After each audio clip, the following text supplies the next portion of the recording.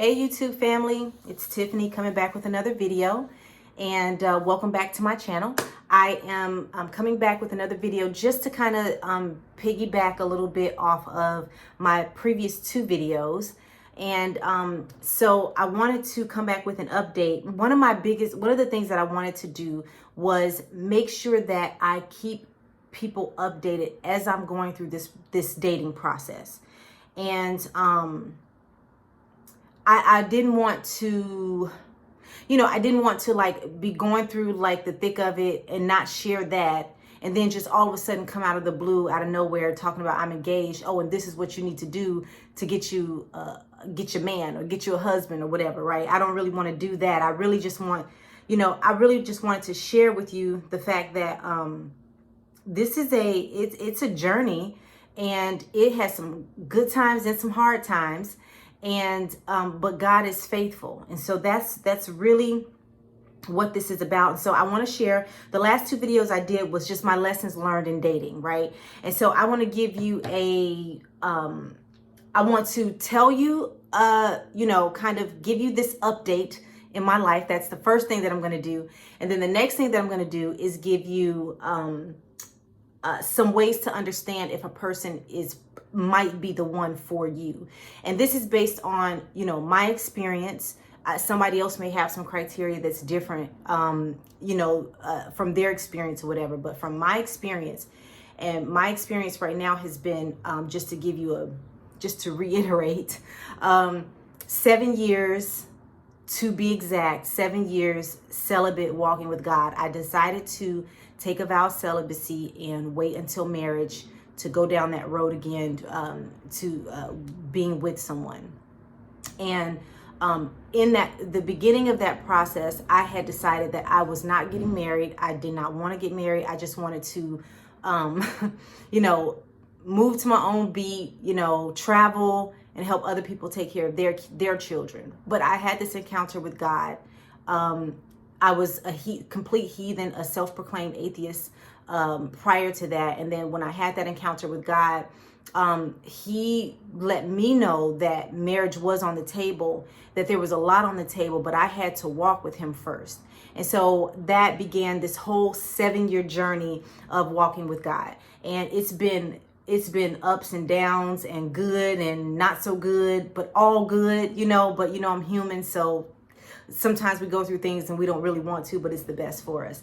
So it's been a journey, all right, to say the least. It's definitely been a journey, and one that I wouldn't want to change. And so anyways, the past couple of years, like right when the pandemic hit, was when God was kind of really preparing me and telling me, hey, it's time for you to prepare. It's time for you to, get some things together. It's time for you to do some things because this person is coming. And now that was the beginning of the pandemic. That was like April of 2020. And then now here we are, like 2.5 years later, and, going over that 2.5 year period of thinking, well, where's the person? Maybe I didn't hear from God, maybe I didn't even hear from God. Maybe I was wrong. And just trying to figure out like what, Lord, if the person's coming, why they not here yet? And I'm just, I've gone through some frustrations, some real life frustrations. Okay. And so, anyway, over that the last maybe year and a half or so, I have been, I got the okay to open myself up to see what was out there. Right. But in my doubt and unbelief, my fear of not being able to find what I truly, truly wanted, and the unbelief and doubt, I just not believing that what I want existed and that God could give me what I wanted. Feeling like, okay, having those kinds of doubts, and that kind of unbelief led me to lower the bar just a little bit. And so I started realizing that my mind was like, okay, well, let me lower the bar a little bit so that I can, open up my options a little bit, because my standards and what it is that I want and what I feel like I need, it just seems like it doesn't exist. And so I lowered the bar, but in lowering that bar, I ended up kind of venturing out into the world, if you will, kind of venturing out from under the wings of God and thinking, well, maybe my husband is, out here somewhere. I don't know. Let me just be open. They might, believe in God, but not really be in a relationship like that. Maybe they're willing to grow in that. I'm starting to, okay, well, maybe they might drink on occasion. So, I'll take that. That's fine. Or, just little, they might not pray, just little things that I was willing to maybe sacrifice. Right. And, so, just that kind of year and a half, I ran into different guys, and I kid you not, God was just really protecting me through it all. And I got a chance to really examine the conditions of the heart of men, and it left me even more hopeless, because I was like, nobody has a relationship with God. Like, what I need genuinely doesn't exist, and it should not be rare, right?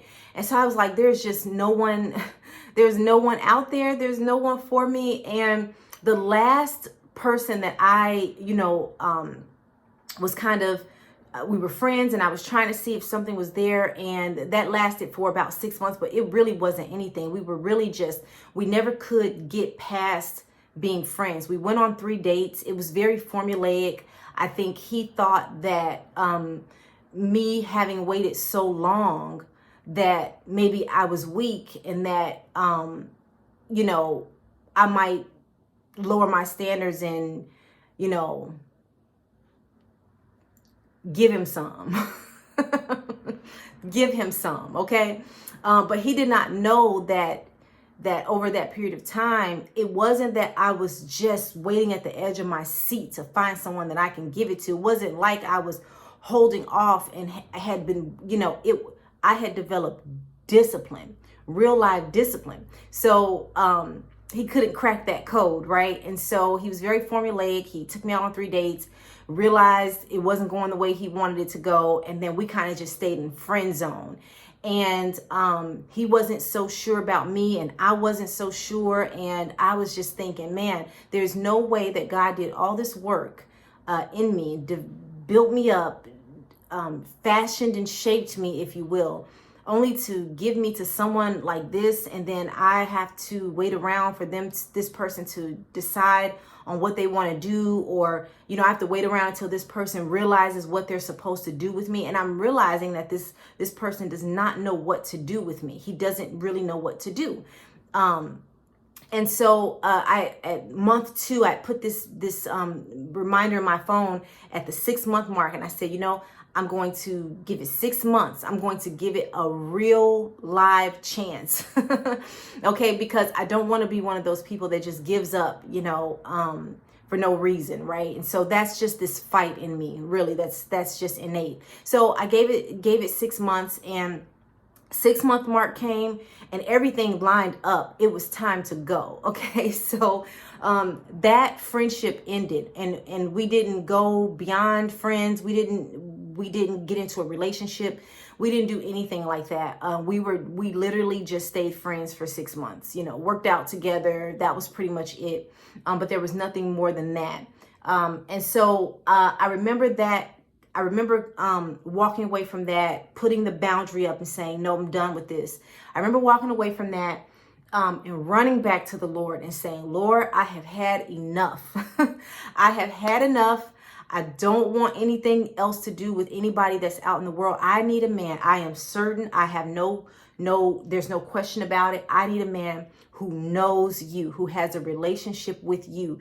I need a man who is supportive and encouraging and who wants to be with me. I said, you know what, Lord, this time, I am not looking at the person from a place of, oh, that person looks so fine. He's so attractive. And I really, I think he's really handsome. I'm not really looking at it like that. I'm not looking at it from the physical. I'm not looking at it for me, all games aside at this point. And I was like, no, I am going to look at the next person with a complete sober mind. And I am going to examine that person against the word of God.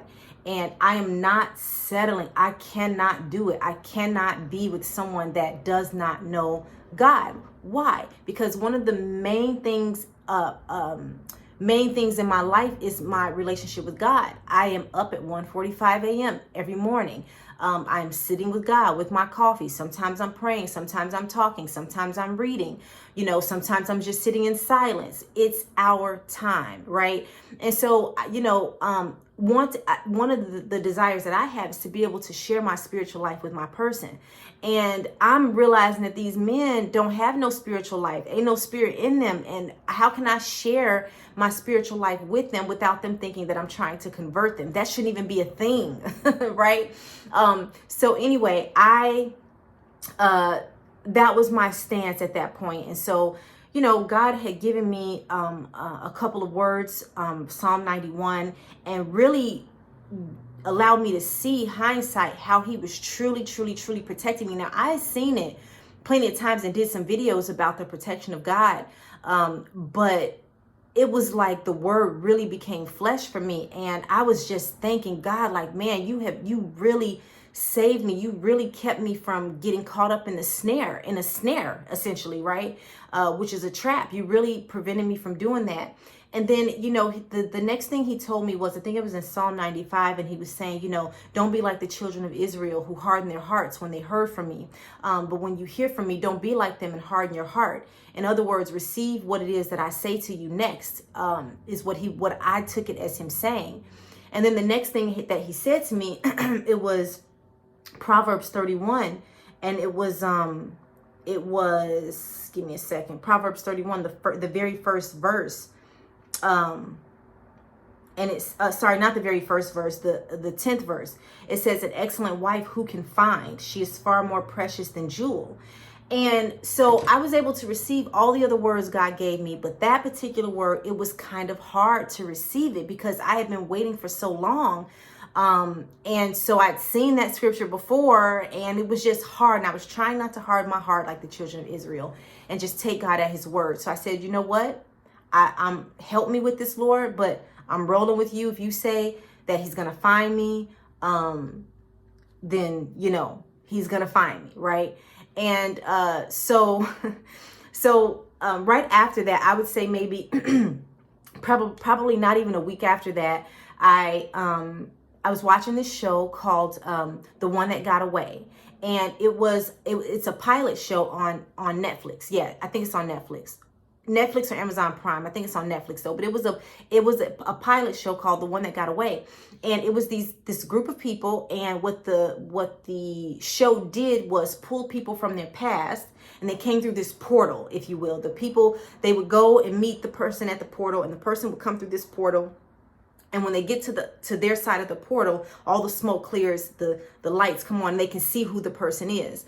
And so they go through this countless times until maybe they find a person that is from their past that was the one that got away. And so I remember I was laying in my bed watching the show, and this guy came from the back for this woman, and I just paused my iPad and I was like, Lord, there's absolutely nobody. When I tell you nobody from my past that I would give a second chance to, like nobody, they're either dead or in jail, or I wouldn't give them the time or the day. Okay. And so I was just set on that. I was totally set on that there was no one, from my past that I would give a second chance to. I just didn't see it, couldn't see it, or anything like that. So I go to the gym the next day, and I walk in and I can kind of see, but I can't really see, but I can tell when there's new people in the gym and stuff like that. But I need glasses, so I can't really like see from afar like that. So, but I noticed some new forms in the gym, and I'm like, oh, there's new people in here today. So I get on the treadmill, and I am, just starting to warm up. And I usually do like 10 minutes to warm up, but I think I'd only been on there for like a couple of minutes, right? And so this guy walks past, and I see him waving at me. And so I look, and I'm kind of squinting, and I'm like, oh, hey. And so I wave at him, and as soon as I wave at him, he beelines over to me, and we talk for a brief moment. Now, this person is from my past. Okay. So I had seen him a few times in the gym, but I wasn't open to that. My mind, my heart, nothing was open to that. I wasn't open to going backwards or anything like that. So, timing is everything. And so anyways, we talked for a moment, he walks away, and immediately the show popped up in my mind, and I said, okay, that would be the only one that I would give a second chance to from my past. That would be the absolute only guy from my past that I would give a second chance to. Now, I am certain there's not another one, but him, I would give him a second chance, right? And so, he left, and I kept working out, but he kept coming up on my mind. And then later on that day, he was coming up on my mind. And so I was like, well, why now is he coming up on my mind like this, right? And so anyways, he didn't come back for a few days. He came back that Friday. We gave each other a hug, and, we kind of talked, and it was just a little backstory. We dated 10 years ago, for a few months, and he wanted to be celibate. He was Christian. His parents are Christian. His father was a pastor. And I was a heathen. I was not a Christian. I didn't believe in God. I didn't believe in the Bible. And I told him that. And we made a mistake. And we went there. I was the aggressor. I will be honest about that. I was the aggressor in that. And we didn't go anywhere from that point. Actually, we went separate ways after that. I remember reaching out to him saying something along the lines of, I love you, or something like that. I can't remember, but I don't remember exactly what he said, but I remember him saying something like along the lines of not being ready for something like that. I don't know, but it wasn't necessarily that he wasn't ready. It's just, it wasn't me. He did not see himself in a situation like that with the person that he would marry. He had always saw himself waiting until marriage to be with the person, right? And so we had crossed that boundary, and that was that. And so we went our separate ways. And so I never looked back. I never called him again. He never called me again. We never reached out, never hung out or nothing. I was heartbroken, but I just went my separate way. There was no need to reach out to him again or do anything like that. But as I thought back about him, I thought, man, but we really got along. I mean, we talked about everything. We were actually friends. We had a really good, friendly relationship. And so I started thinking about all those things. And I started thinking about, man, was I nice to him? Then I started thinking about, how's his life? Did he get married? Did he have any children or anything like that? And so all this curiosity that I had, and apparently he had some curiosity as well, because he started coming back to the gym. And it only took us about a week before we had exchanged numbers, but I still had his number in my phone. So that was back in July. Actually, we talked for a little bit. I gave him my number August 2nd, and we have not gone without talking to each other since. And so much has happened in, August, September, 2 months. So much has happened in 2 months, but, we both, it's like a puzzle piece. It just works. It just fits. It just makes sense. And so we are certain that we're going to marry each other. We love each other. We are in a relationship. And I didn't think that I could find someone like that. I thought God had forgotten about me, and I thought that what I was looking for didn't exist, and that I would have to lower the bar. And with him, not only do I not have to lower the bar, I can keep my bar high, and we both have a desire to operate on that level, on a high level. And it's really, really wonderful. And so when we started talking, I realized, I found out about, there were some hobbies that he had that I already knew about, but he had recently started gardening. And so that was so significant for me, because I too had been gardening. I have a desire to grow my own food, and he has a desire to grow his own food. And And it was a stark contrast because the person before him still had the palate of, this isn't a big deal, but I'm just telling you, it was significant for me. The person right prior to him had a palate of a child. He could only eat chicken nuggets. He didn't like meat with the bone. He was very picky about his food. He liked a lot of restaurant food. And he didn't like vegetables. His palate hadn't developed. And then here, he comes along, and not only is he a man, but he's growing his own vegetables and he's providing them to me. And so what he was doing was bringing me cucumbers and kale and tomatoes and peppers. And to me, it was so significant, like, this is good for you. Look, he's giving you something that is good for you, something that you need.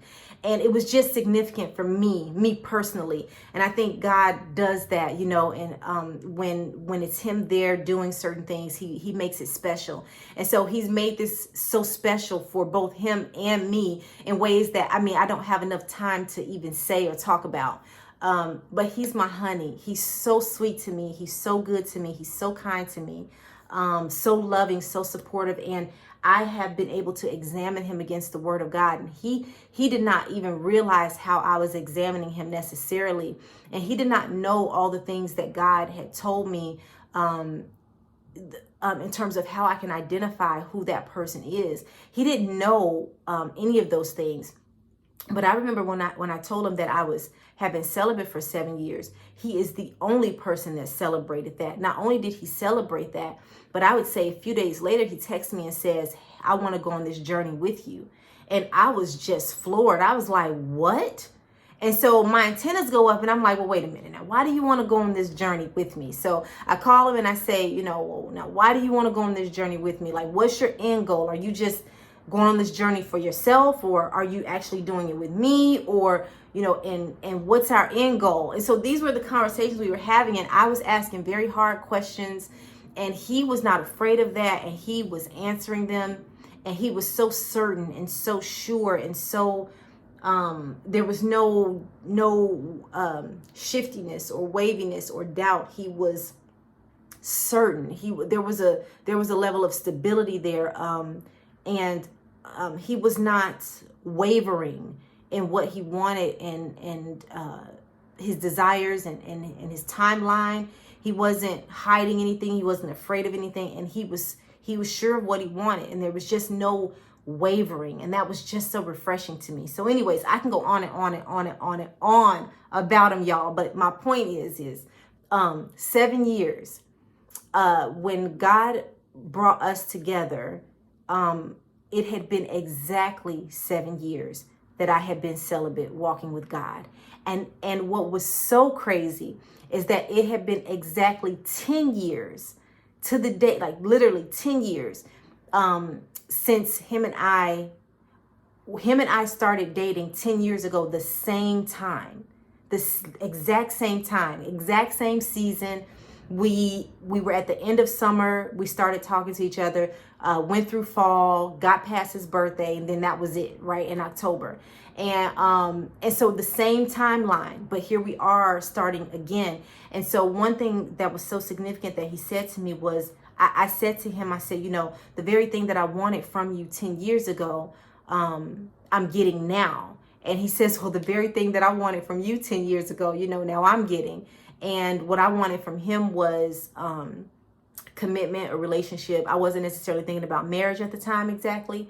And what he wanted was marriage, but he wanted to be celibate and to wait until marriage to have sex, right? And to go down that road and to make it right before God. And that was admirable to me that he wanted that then and now. But I appreciate it more now, of course, because I'm a believer. So anyway, I've talked enough about that. Obviously I'll come back with another update when we have some new life changes. But it's so good. It's so good. I've met all his family. I've met a lot of his family. He's met mine, my mother, my brother. I've met his parents. And we're going to Mississippi to, meet some of his other relatives, and I've met some other relatives. And so it's really easy. He makes it easy.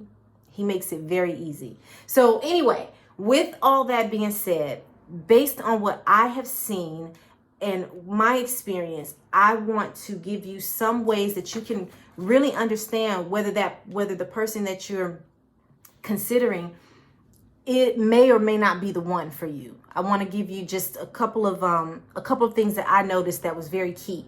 And so the first thing is whether or not this person may or may not be the one for you is whether or not you're on the same page.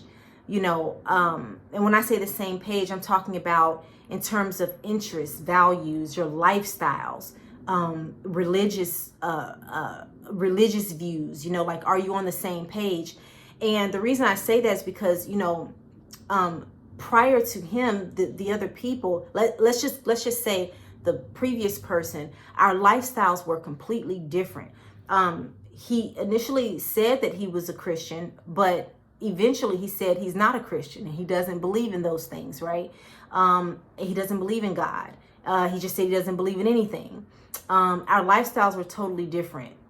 He liked to go out a lot and hang out with friends a lot and do those things a lot. And that's just not my lifestyle. I'm very introverted. I'm a homebody. I am very introverted. I can be extroverted when it comes to like work and things like that. But mainly I'm very, very introverted, and I don't necessarily need to be around a lot of people. I can stay home. I can chill at home. I live a very chill life. Okay. So a very routine, chill life. Now I do like adventure. I do like to travel and things like that. But when it comes to like constantly going out to eat or constantly going out with friends, or I just don't need that that's not a lifestyle for me. And so somebody who is about that kind of lifestyle, it would be hard. It would be hard to adapt to that. The other thing is I don't really care about sports at all. I mean, I can watch boxing. Boxing is okay. I like that, but I'm not big into sports, basketball, football, hockey, golf, any of those things. And this person was really deeply into sports and watched ESPN all day. And I can't really wrap my mind around that because I feel like they're just saying the same things over and over. So I don't really get it, but to each its own. To me, someone who is heavily into sports like that, it adds a little pressure because it's like, well, you have to support, the person that you're with and things like that. But at the same time, in my mind, I'm exhausted before we even get down that road because I'm thinking, man, I got to endure sports like this. And I just genuinely don't care about it. Right. So that's what I mean by like interest, values, lifestyle. My lifestyle is very disciplined for the most part, right? And so I like to get up at 1:45 in the morning. I like to start my day with the Lord or in peace and quiet with my coffee. I'm at the gym Monday through Friday. By 4:00 in the morning, I'm at the gym. Very structured, very, and there's room for relaxation and all that, but my lifestyle is different. It's one of a woman who is settled down. I'm more settled down. And so I need someone who is ready to settle down as well and live a settled life, if you will. And, so those kinds of things, interests, values, lifestyle, religion, are you on the same page? Are you on the same page in terms of what you're looking for? Are you looking for, what is that person looking for? Is that person looking for marriage or just a relationship, or just, are they okay with just having a situationship, a friend that they can just spend time with, have sex with, Netflix and chill, and there's no real commitment? You really got to understand what they're looking for. And so for me, I've always wanted to be very upfront, like in the door. I'm telling you, I'm not a long-term girlfriend. I'm not built to be a long-term girlfriend. I'm not looking for a long-term relationship. I am built to be a wife. I'm looking for a husband. I'm being very clear from the get-go. And I think the right person will be able to accept you being upfront from the get-go. The wrong person will have a hard time accepting you being so direct from the get-go. And so me doing that was really a way to kind of do some elimination, right? So if I come with, this is what I'm looking for, and I'm letting you know up front, I'm looking for something serious, leading to marriage, and you're not, then yeah, you can make a sober decision to say, this is not my person, right? Unfortunately, the past situation, that person did not do that. But I think it was just a matter of not really knowing what he wanted. And so that's another thing, is if you run across someone who really is not sure about what they want, like they may want to get married someday, but they're not sure what that looks like or what their timeline is or when or whatever, you have to ask yourself, are you willing to go through that uncertain time with that person? Because for me, I was able to realize that at some point, if I sit here for this, there's definitely no guarantee that person is going to want to be with me. But they might find somebody that's more suitable, so you have to think about that. Is the person interested in the same thing that you're interested in terms of a relationship or situationship or marriage, whatever, right? I think it's best personally to be direct up front, because the person that's for you is going to be able to receive that, because they're going to be on the same page. That's the thing about it. That's why you don't have to be afraid to say it up front, in fear that you might run the person off.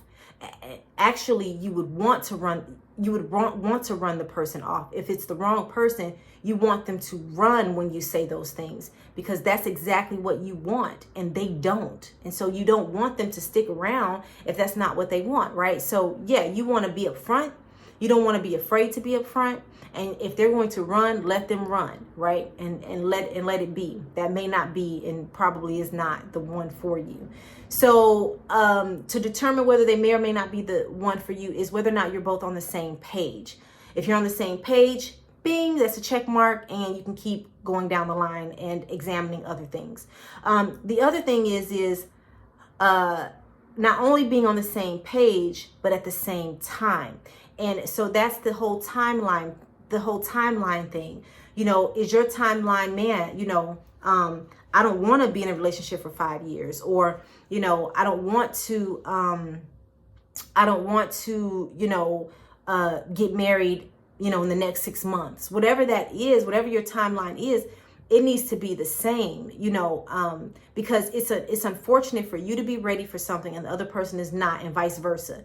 And so it's just not going to work, because that person will be constantly trying to drive the relationship forward to that goal, and you'll be constantly trying to prevent the relationship from reaching that goal. And so that's where you have two people butting heads, because the timing is off. So one's trying to slow things down, and the other one's like, it may seem like the other person wants to speed things up, but it's not. It's just that they're ready for something. They're intentional and they're going in that direction. And the other person just isn't ready. And there's nothing wrong with that. And so what I found in the previous situation is he wanted to try to keep me around, even though he wasn't ready, in hopes of maybe prolonging things till he gets ready at some point.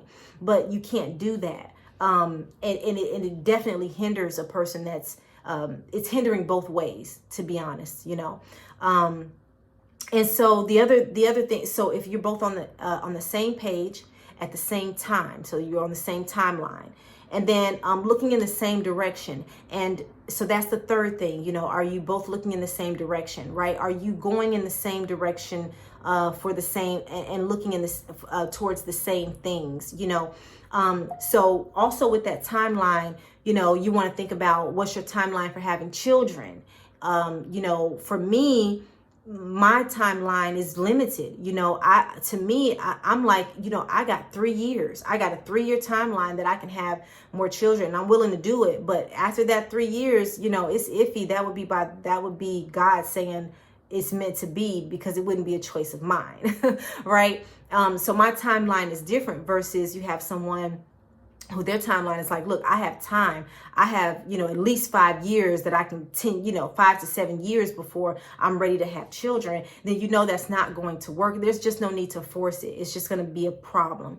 So determining whether that person may or may not be the one for you is whether you're on the same page at the same time and looking in the same direction. And when I say the same direction too, I'm saying, in terms of how you see yourself living, right? How you see yourself living, where you see yourself living. If one person sees themselves living in Texas and you want to live in Washington State, then that's probably not going to work unless you can compromise. That's a possibility. If everything else is lined up, like you're on the same page and you're on the same timeline, but one person wants to go left, the other person wants to go right, you might be able to compromise there, and then you might not. And so there was a guy one time, and he was very clear. He asked me, could you see yourself living in Atlanta? And I was like, absolutely not. So off top, we know we are not looking in the same direction, because you're looking in Atlanta, and I have absolutely I don't even have a desire to compromise on that. And so, you got to be willing to be okay with your choices and not change them to try to fit another person. And so that's another thing to think about as well is, do you find that you are constantly having to bend to change and change who you are for the person to kind of line up with the person so that it can work? You shouldn't have to do that. Like you think like a puzzle pieces, right? And if the piece doesn't fit, you can't make it fit, because you could try to force a puzzle piece into the other puzzle piece and they don't fit, and you can try to force it and still the puzzle's not going to come out right. There's still going to be and also you're going to damage the puzzle piece trying to put them together when they don't fit. So that's kind of what that's like. And so you don't want to try to force yourself to fit with the person or try to force them to fit with you. It's just going to cause problems. So again, being on the same page at the same time and looking in the same direction. You both want to homeschool kids. You want to have 2 children. You want to homeschool them. You want to, some people they don't need a house. Some people want a big house. Some people are like, look, I want a 3,500 square foot home at the minimum, and I want to live in a neighborhood like this. And someone else may be like, well, I don't really need that. I'm perfectly fine with a 1,500 square foot home, living over here. And, so then you have to think about, when it comes to spending money, are you looking in the same direction when we're talking about finances? And do you look at money the same? What are the differences? And can you work through those differences and things like that? And if one person sees themselves living a lifestyle of luxury and another person sees themselves living on a farm, living a more modest lifestyle, these are 2 different lifestyles. It's probably not going to work, because one is not going to want to be a part of the other. And so it's just not going to work. And so that's not looking in the same direction. And so you want to look at that, right? So being on the same page at the same time and looking in the same direction, and then not having to change yourself to fit what it is that not having to change yourself to fit what it is that you think that they want, right? So being able to be yourself. And one thing that I've found out is that there is a big difference between a man who is for you and a man who is not for you. The man who, or woman now, but I know most of the people that watch these videos are women. The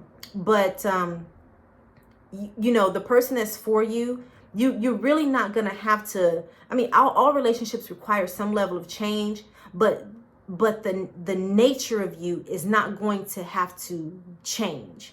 Who you are, the quirks about you, the ways that you talk and the way that you think, the way that you process things, the way that you keep your home, the way that you drive, or what you like to do, your hobbies, your interests.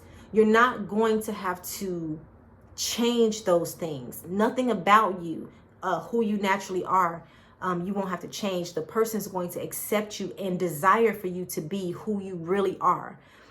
Versus, being with the wrong person.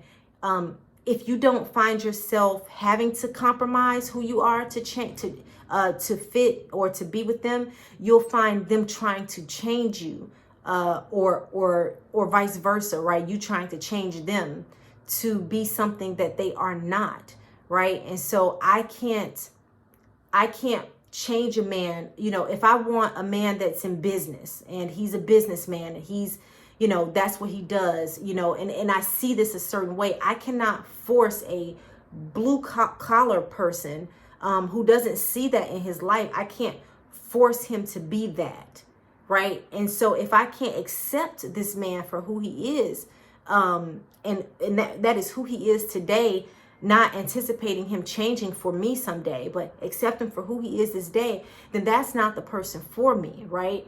But if I'm looking at a man as okay, so this is what he is right now, but we're gonna change that, and he gonna be something different because I'm gonna be his, then first of all, you got the wrong idea, okay?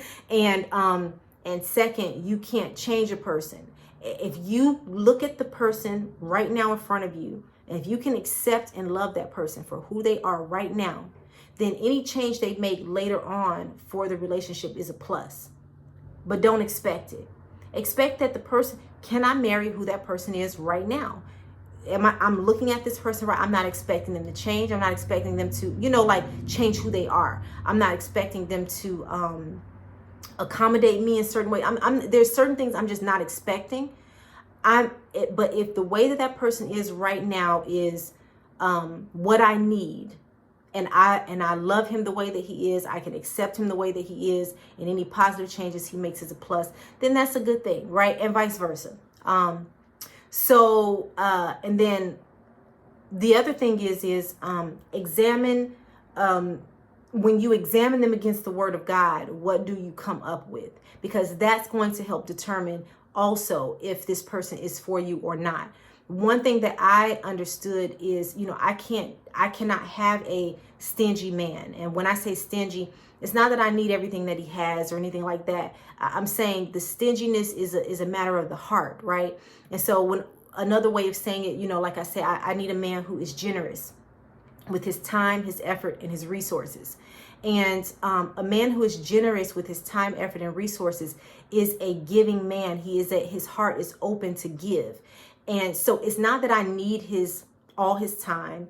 It's not that I need all his resources. It's not that I need all of that, right? All of his effort. It's not that I need all of that, but it's a heart thing.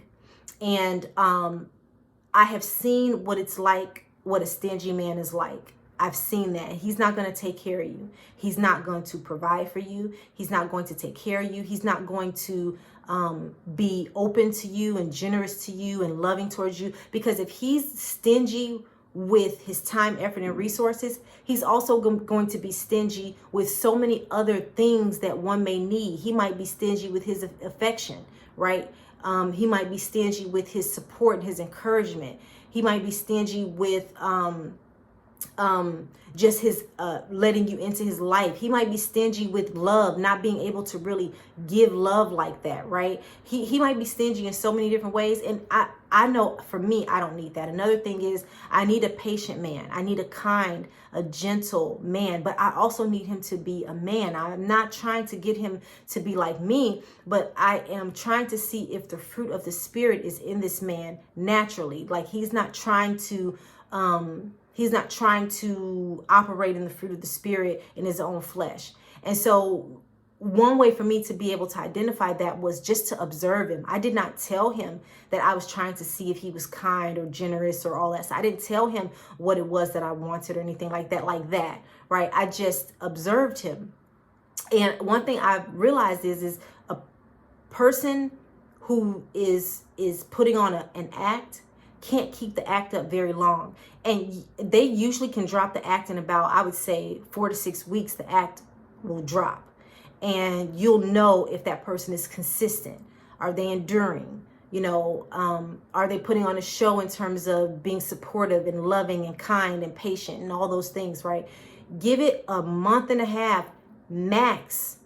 If they can pretend longer than that, I would argue that either you have blinders on, or they might be maybe a bit narcissistic, but even still, you'd be able to catch that, right? And so examine the person against the word of God. Examine them, see, don't tell the person what it is that what you want or need or anything like that, but just observe. How does he treat you? Is he patient with you? Is he short with you? Is he really impatient? Is he always, running out of time? Is it hard to get him out? Is he generous with his time in terms of, I want to take you out, or, I want to spend time with you? Is he making the effort to call you and talk to you and just be around you? Is he always trying to be around you? That is along with all the other things, if he's always trying to be around you and there's nothing sexual about it, that man might be the one for you. Now, again, being on the same page at the same time, looking in the same direction, you've examined him against the word of God, and he wants to be around you. He's always trying to be near you. He's always trying to spend time with you. It might be as simple as just wanting to go run errands with you, or whatever, little things. It doesn't have to be big things like going to 5-star restaurants all the time, but like simple things. He just wants to be around you, or she just wants to be around. I mean, you look at that with everything else, and you might have, if they line up, you might have the one on your hands. Lastly, and I cannot leave this out, I refuse to leave this out, is attraction. Now, my heart can love a person, right? But I need to be attracted to the person. And that's just as simple as that. I spend a lot of time in the gym. Lord knows I don't, and this isn't against anyone, but my personal preference is not a heavy set man. It's not a non muscular or heavy set man, right? One who just, he doesn't go to the gym. There's nothing wrong. Like, I'm not trying to put anybody down or anything like that. Everybody has their preferences. Me personally, I know that wouldn't work for me because one, I am always in the gym. And again, we're talking about lifestyles, right? So being on the same page in terms of your lifestyles.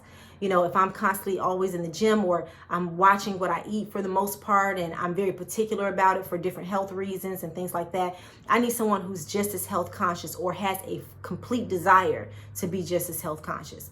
And that is what will work for me, right? So but attraction is the other thing, and it has to be there, and it has to be both ways. I don't want to get caught up in spending so much time around a person that I'm not attracted to, that I end up becoming attracted to, only to later on, when everything boils over and all the rose-colored glasses are off, and I'm like, oh my gosh, I'm not attracted to this person. I get it. All the other things in place, and they can make a person fall in love. I get that. That's a fear of mine. Don't want it. I prefer to be attracted to the person up front as well. So that's it. That's all I got. This video went longer than what I expected to, but just to reiterate, to know whether the person may or may not be the one for you is whether or not you're on the same page at the same time, looking in the same direction. You've examined the person against the word of God, and you're attracted to them. Examining that person against the word of God allows you to see how they will treat you, how they treat you. And you want to examine that and see, how does this person treat me? Because the way this person treats me after month and a half, 2 months, that's how this person is going to treat me. That's the baseline. And so it can only get greater from there. Okay. All right. So that's all I got. So yeah, your girl's in a relationship now. I'm no longer single, and that just kind of happened out of the blue, and just wanted to give you that little bit of an update. And if you are still waiting, wait. Wait, you're not gonna miss it. There's been plenty of times where I thought, did I miss it? Did God forget about me? Am I doing something wrong? If you're not out there willfully sinning, having sex with people, out there living the gutter life and stuff like that, but you just really have dedicated your life to God, I would say, God's not going to let you miss it. But to be honest with you, even if you have made some mistakes, and you have been out there, and you have gotten tired of waiting, and I have seen the grace of God. And if he has someone for you, he will not let you miss that person. But what I would say is you don't want to take those kinds of chances, because that doesn't happen for everybody. But if you know you've dedicated your time to the Lord, you've dedicated your life to God, you've been waiting faithfully and you're still waiting. If you think that you need to sacrifice or you need to compromise, if you think that you need to compromise, if you think that God has forgotten about you, or that what you want doesn't exist, those are lies. You will not miss it. Trust me, when the time is right, God will make sure it happens. Okay? All right. So that's all I got. I'm certain I'll be back with another video. But yeah, let me know your thoughts if you have any. Give me some comments. Let me know what your thoughts are, where you are on your journey. I'd love to know about that. Like, you know, if are there any women that are still waiting, how long you've been waiting, and you know, just want to encourage you and yeah, I'll chat with you a little bit as well, just to kind of see how things are going. And so leave me some comments, like the video, subscribe to the channel, share the video if you know someone who could benefit from the video. And I will be back soon. Bye.